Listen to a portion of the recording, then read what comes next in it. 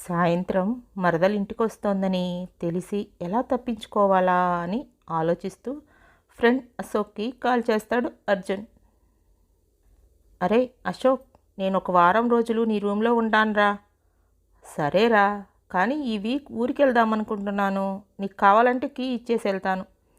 అవునా, నువ్వు లేకుండా కష్టమే, కానీ ఇక్కడ ఉండటం కంటే అక్కడ ఉండడమే బెస్ట్. ఇంతకీ ఏమైందిరా? ఏముంది, మనం నీకు చెప్పాను కదా, మా కావ్యకి జాబ్ వచ్చిందని. అది మా ఇంటికి వస్తోంది. హాస్టల్ దొరికే వరకు ఉంటుందంట. దాన్ని భరించడం నా వల్ల కాదురా బాబు. ఎవరైనా మరదలు వస్తోందంటే ఎగిరి గంతేస్తారు. నువ్వేంట్రా బయటకు వచ్చేస్తా అంటున్నావు? అదో సోది మొహంద్రా బాబు, ఎప్పుడు ఏదో ఒకటి వాగుతూనే ఉంటుంది. ఎప్పుడు చూడు నా మీదే దాని కళ్ళు. నన్నెప్పుడు ఎలా బుక్ చేద్దామా అని ఎదురు చూస్తూ ఉంటుంది. దాన్ని చూస్తేనే నాకు చికాకు. పైగా మనకు రోజుకొక్కసారైనా దమ్ము కొట్టందే నిద్ర పట్టదు. అది నీ రూమ్ పైన కదా ఉండేది. పర్లేదులే. నీ బొందరా, అదేమైనా బయటమ్మాయా ఇంట్లోకి రాకుండా ఉండడానికి? నేను నా రూమ్ లాక్ చేసుకొని వచ్చేస్తా. సర్లే, సాయంత్రం ఆఫీస్ నుంచి ఇద్దరం నా రూమ్కి వచ్చేద్దాం. బ్యాగ్ సర్దుకో. సరేరా బాయ్ అని ఫోన్ పెట్టేసి ఫ్రెండ్ రూమ్లో ఉంటాను అనే విషయం అమ్మతో చెప్దామని కిందికొస్తుంటే మెట్లెక్కుతూ కావ్య ఎదురొచ్చింది. హాయ్ అర్జున్, ఎలా ఉన్నావు అంది. చిన్నప్పుడు ఎప్పుడు బావా బావా అని పిలిచేది. ఎందుకంటే అలా పిలిస్తే అర్జున్కి అస్సలు నచ్చదు. అందుకని ఆట పట్టిద్దామని అలానే పిలిచేది. ఇప్పుడు అర్జున్ అని పిలిచేసరికి అర్జున్ మనసులో అమ్మయ్య, ఇప్పుడు ఎక్కడ బావా అంటుందో అని భయపడ్డాను అని మనసులోనే అనుకుంటూ, బాగున్నాను, నువ్వెలా ఉన్నావు? ఇప్పుడేనా వచ్చావు? హా, జస్ట్ ఇప్పుడే అత్త నిన్ను పిలవమంటే పైకొస్తున్నా. ఈలోపు నువ్వే వచ్చేసావు. నాకు 4 మెట్లు ఎక్కే పని తప్పింది. సరే నువ్వురా, నేను వెళ్తున్నా అని వెళ్ళిపోయింది. అరే, అసలు ఈ అమ్మాయి కావ్యేనా? నన్ను చూడగానే నా రూమ్లోకి వచ్చి రచ్చరచ్చ చేస్తుందనుకున్నానే. ఇలా అయితే సాయంత్రం నేను ఇంటికే రావచ్చు అనుకుంటూ విజిల్ వేసుకుంటూ కిందకొచ్చాడు అర్జున్. అరే, నీకెన్నిసార్లు చెప్పానురా అలా ఈల వేయకని అంటూ తిట్టింది జానకమ్మ. పోమ్మా, అలవాటు అయిపోయింది. పొమ్మంటే పోతుందా అన్నాడు అర్జున్ విసుగ్గా. అక్కర్లేని అలవాట్లు కష్టాలకు దారితీస్తాయి, చూసుకో. ఏమంటావు కావ్య అంది జానకమ్మ. అడక్కడక్క దాన్నే అడగాలా అనుకున్నాడు అర్జున్ మనసులో. కావ్య ఏం చెప్తుందా అని చూస్తూ కావ్య చిన్నగా నవ్వి ఊరుకుంది. సర్లే, పొద్దు పొద్దున్నే నీకు నా ఈ వాదనలు ఎందుకు కానీ బ్యాగ్ ఇస్తే బయలుదేరతాను. అక్కడే సోఫా మీద ఉంది, తీసుకో. అర్జున్ తీసుకొని బయలుదేరుతూ, అమ్మా, నేను సాయంత్రం ఇంటికి వస్తే వస్తాను, లేదంటే అశోక్ గారి రూమ్కి వెళ్తాను అని చెప్పి వెళ్ళిపోయాడు. అర్జున్ ఆ మాట చెప్పగానే కావ్య ఒక్కసారిగా అర్జున్ వైపు అనుమానంగా చూసి వెంటనే మళ్ళీ మామూలుగా టీవీ వైపు చూస్తూ కూర్చుంది. అర్జున్ ఆఫీస్కి వెళ్ళిన 15 గంటకు కావ్య నుంచి మెసేజ్ వచ్చింది. హాయ్ అర్జున్ అని. మెసేజ్ ఓపెన్ చేసి హాయ్ చెప్పు కావ్య అని రిప్లై పెట్టాడు. ఒకటి అడుగుతాను, నిజం చెప్తావా ప్లీజ్ అని మెసేజ్ చేసింది కావ్య. అర్జున్కు తెలిసినంతవరకు కావ్య అంటే ఎప్పుడూ తనకు కావాల్సిందని గోలపెట్టి లాక్కోవడం తప్ప ఇలా అందంగా అడగటం, పద్ధతిగా ఉండటం చూడనే లేదు. అడుగు అని రిప్లై పెట్టి ఆలోచిస్తూ కూర్చున్నాడు. నేనిక్కడ, అదే మీ ఇంట్లో ఉండటం వల్ల నీకేమి ఇబ్బంది లేదు కదా? ఆ మెసేజ్ చూసి షాక్ అయ్యాడు అర్జున్. అంటే నేను సాయంత్రం ఇంటికి రానన్నాను అని ఇలా అడుగుతోందా? అనవసరంగా తన ముందు అన్నానేమో, ఫీల్ అయినట్లుంది అనుకుంటూ, అలా ఏం లేదు కావ్య, ఎందుకలా అనుకుంటున్నావు? ఏం లేదు, అడగాలని అనిపించింది అంతే. ఒకవేళ ఏమైనా ఇబ్బంది ఉంటే చెప్పు. అవన్నీ కాదు, నేను సాయంత్రం వచ్చాక మాట్లాడుకుందాం, ఓకేనా? బాయ్ అని మెసేజ్ పెట్టి వర్క్లో పడిపోయాడు అర్జున్. సాయంత్రం ఆఫీస్ అయిపోయాక అశోక్ వచ్చి పదరా పోదాం అంటూ అర్జున్ బ్యాగ్ తీసుకొని నడుస్తున్నాడు. అరే అశోక్, నేను రావట్లేదురా, ఇంటికే వెళ్తున్నాను. అదేంటి ట్విస్ట్? సరేలే, ఏమైంది ఇంతకీ? కావ్య ఇదివరకులా లేదురా, చాలా మెచ్యూర్డ్గా మాట్లాడుతోంది. అంతేకాకుండా ఏదో జరిగిందిరా. నాకు తెలిసి తను చాలా బాధగా ఉందేమో అని నాకు అనిపించింది. సర్లే, నీ ఇష్టం, ఉంటారా? నేను రేపు ఊరు వెళ్తున్నా, మళ్ళీ 2 రోజుల్లో వస్తా. బాయ్. బాయ్ రా అని అశోక్ దగ్గర బ్యాగ్ తీసుకొని ఇంటికి బయలుదేరాడు అర్జున్.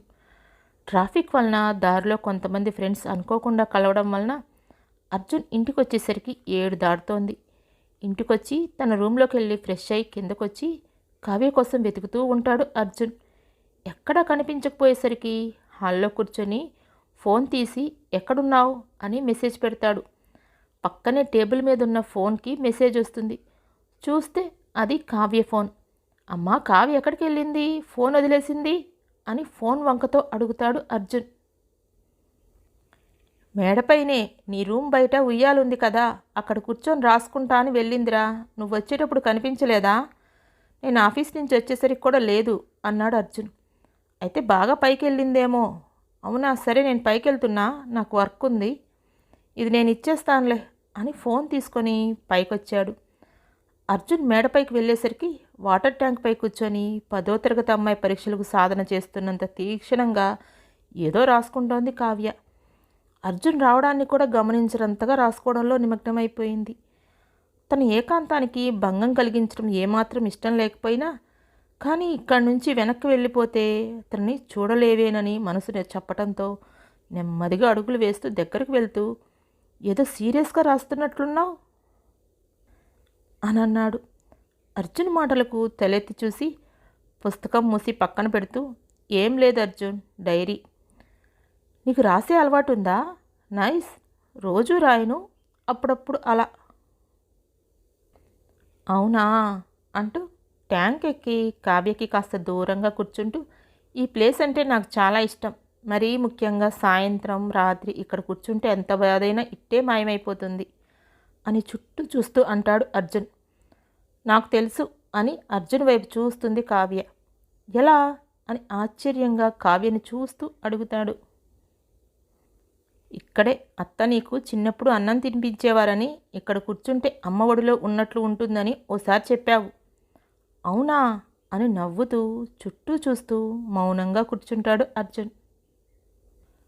అర్జున్ కావ్య పిలవటంతో ఏంటి అని తన వైపు చూస్తాడు. పిలిచి ఏం మాట్లాడకుండా అర్జున్ వైపు చూస్తూ ఉంటుంది కావ్య. ఏంట్లన్నట్టు కళ్ళతో సైగ చేస్తాడు. నేను వచ్చాను అనే కదా నువ్వు ఫ్రెండ్ రూమ్కి వెళ్ళిపోదామనుకున్నావు? నిజం చెప్పు, నేను ఇక్కడ ఉండటం నీకు ఇష్టం లేదు కదా?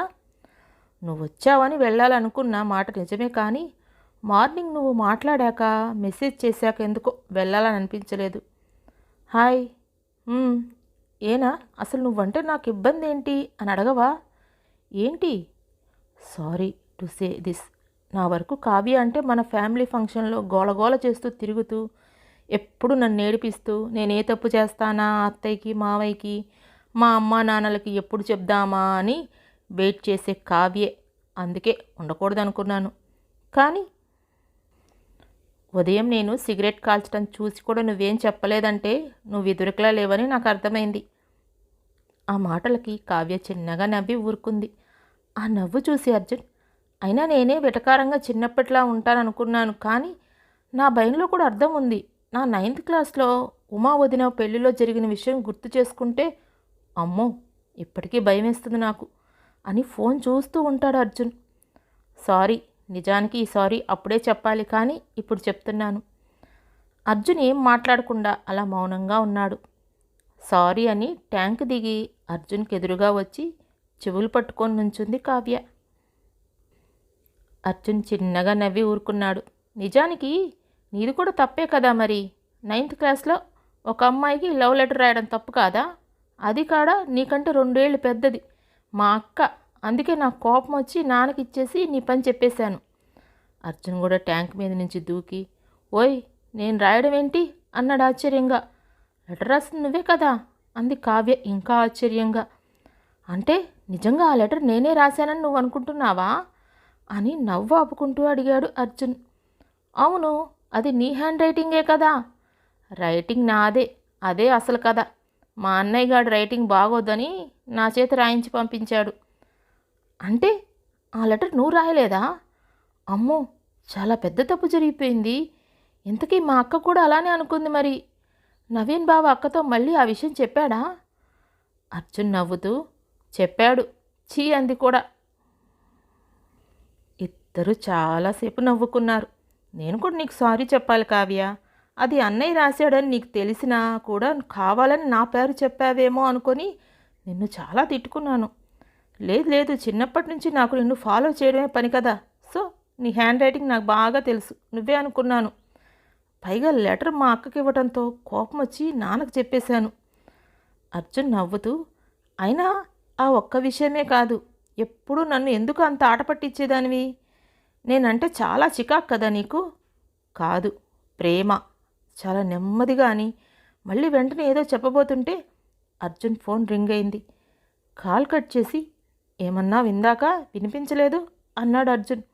ఏం లేదు, చిన్నపిల్లలం కదా అంటున్నా. హా, అంతేలే, అమ్మ ఫోన్ భోజనానికి రమ్మనై ఉంటుంది, పద వెళ్దాం. నువ్వు ఇక్కడికి వస్తున్నానని చెప్పే వచ్చావా అంది కాస్త కంగారుగా. లేదు, నా రూమ్లో ఉంటా అన్నాను. ఆ మాట వినగానే కాస్త ఊపిరి పీల్చుకొని, సరే నువ్వు వెళ్ళు, నేను వస్తాను అంది కావ్య. అదేంటి? ఏం లేదు, ప్లీజ్ నువ్వు వెళ్ళు. సరే నీ ఇష్టం అని అర్జున్ వచ్చేశాడు. భోజనాలు అయ్యాక కావ్య వంటింట్లో గిన్నెలు సర్దుతూ ఉంటే అర్జున్ భోజనం చేసొచ్చి, కావ్య, రేపు ఆఫీస్కి మొదటి రోజేమో కదా, నేను డ్రాప్ చేయనా? నాకెలానూ రేపు సెలవే అని స్వీట్స్ తీసుకొని కావ్య కూడా ఒకటి ఇస్తూ అడుగుతాడు అర్జున్. లేదు పర్లేదు, మా ఆఫీసు ఇక్కడి నుంచి నడిచెళ్ళొచ్చు, నేను వెళ్తాను అంటూ 2-3 సార్లు బయటకు చూస్తోంది. ఏంటి, అమ్మతో ఏదైనా పనా? పిలవనా? లేదు అదేం లేదు అని కొంచెం కంగారుగా గిన్నెలు సర్దుతూ ఉంటుంది కావ్య. సరే గుడ్ నైట్. Good night. తర్వాత రోజు మధ్యాహ్నం భోజనాలు చేసేసాక జానకమ్మ నెమ్మదిగా అర్జున్తో, అరే నాన్న, కావ్య ఎండలో నడిచి రావాలరా, నువ్వు వెళ్ళి తీసుకురాకూడదు? దానికి అంతలా అడుగుతావేంటమ్మా? నేనేదో కోప్పడేటట్లు వెళ్తాను. నిజానికి నేను ఉదయం కూడా దింపుతాను అని అన్నాను, కానీ తనే వద్దంది. నువ్వు దింపుతానన్నావా? దాని పేరు చెప్తే నిప్పులు చిరుగుతావు కదరా అంది జానకమ్మ ఆశ్చర్యంగా. లేదమ్మా, అప్పుడంటే ఏదో చిన్నపిల్లలం కనుక అలా కొట్టుకునేవాళ్ళం. తను ఎదురుకులా లేదమ్మా. అబ్బో, అంత బుద్ధి మీ ఇద్దరికి వస్తే మాకంటే సంతోషించే వాళ్ళు ఎవరుంటారా? సరే వెళ్ళిరా. అర్జున్ వెంటనే బైక్ తీసుకొని బయలుదేరి కావ్య ఆఫీస్ బయట వెయిట్ చేస్తూ ఉంటాడు. కావ్య అర్జున్ని చూడగానే చాలా సంతోషంగా వచ్చి వెంటనే ఏదో ఆలోచిస్తూ, అర్జున్ నువ్వేంటిక్కడ అంటుంది కాస్త కంగారుగా.